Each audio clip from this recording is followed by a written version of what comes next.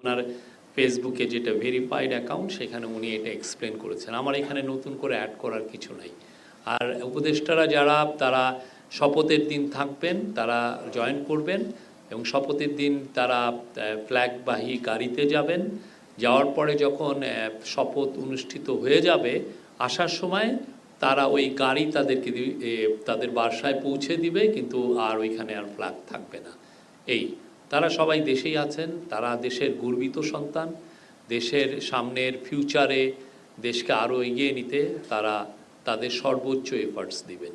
আমরা এটা মনে করি না, মানুষ যে বৃহৎ পরিসরে প্রচুর মানুষ 60% মানুষ যে ভোট দিয়েছে সেটাই তো বোঝা যাচ্ছে যে তাদের যে পলিটিক্সটা ছিল মানুষকে এক্সক্লুড করে কোনো মত কি কোনোভাবে ইলেকশন রিগিং করে ক্ষমতায় টিকে থাকা, এই ইলেকশনটা এবং একটা ফেস্টিভ মুডে হয়েছে, কোনো ভায়োলেন্স হয়নি।